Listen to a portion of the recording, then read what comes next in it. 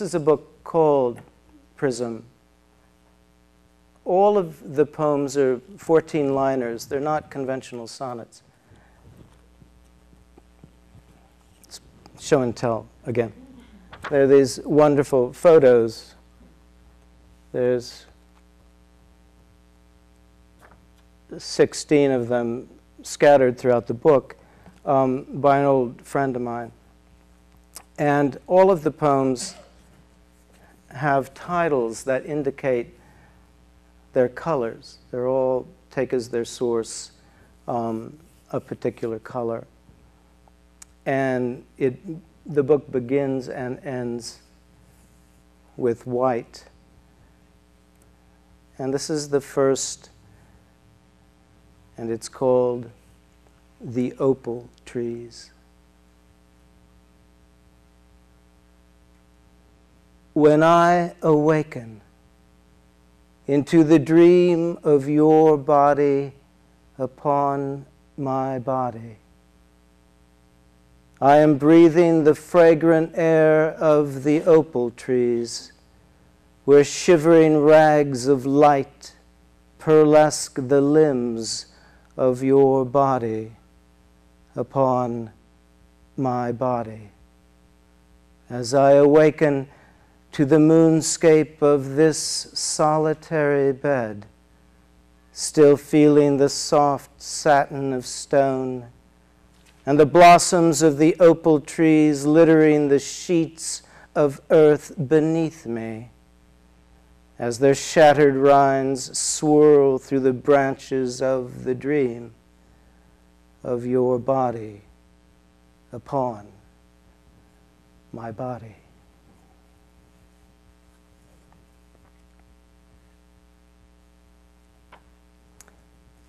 And this is a poem that many of you here have heard me read many times, but someone asked me to read it again, so it's their fault. And this poem actually has two colors, as you'll see. And the poem is called Bumblebee.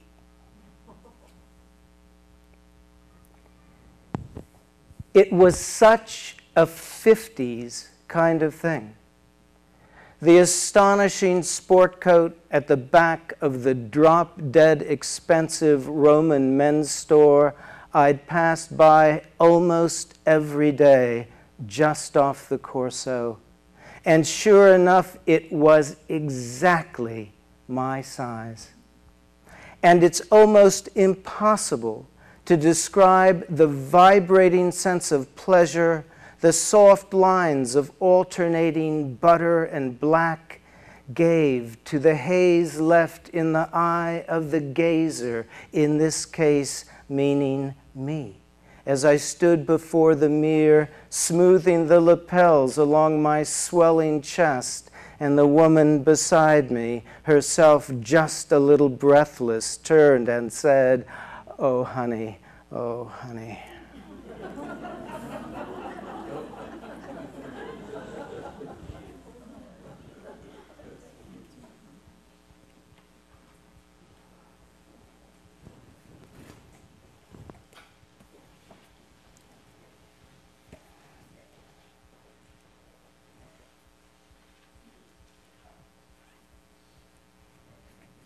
I thought I'd try to read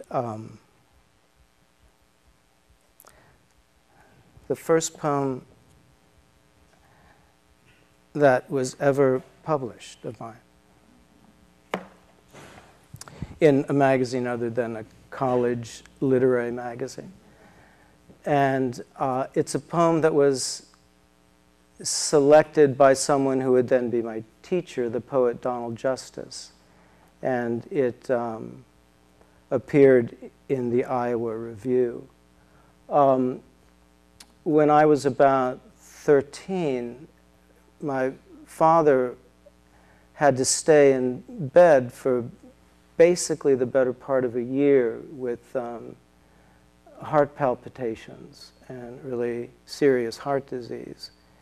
And it was, with digitalis and other medication, they finally found a way to bring the heart back into a more natural rhythm. But it was something that he lived with all the rest of his life. And oddly enough, it's something that also hit the teacher who I had as an undergraduate, my close friend, Philip Levine. And it's something that Phil also has lived with for 30 years now. But this little poem is just called Heartbeat. My father's eyes fix again on nothing. My mother cries and holds his mad wrists against her forehead for the 7th day. Heartbeat 212. In the riverbed, a nervous, blood-haired roan sniffs the darkness curled at the wind's edge and runs and can't stop. Nostrils blaring, mad hooves clattering on the shale.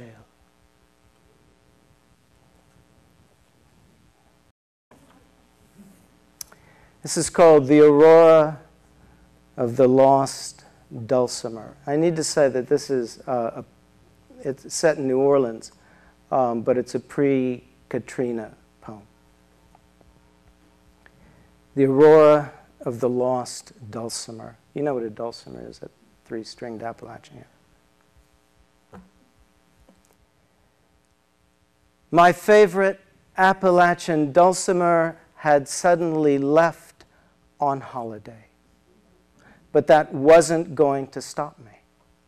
I went to call on the ancient blues legend in his 6th-floor walk-up down on the avenues, because, I'd come too far to let the harsh estrangement of an instrument collude in such a singular disappointment. I was just like Ulysses, but better dressed, against the call of all the blue sirens lighting up desire.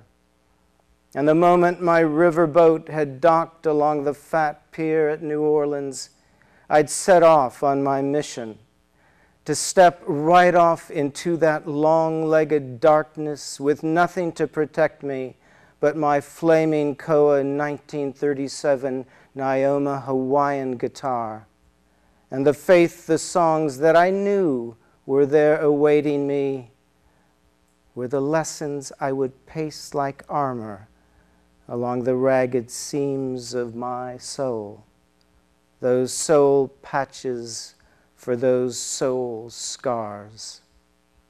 And finally, as I knocked on his worn door, I could hear the metal clasps of his guitar case snapping like the jaws of an alligator biting at summer flies.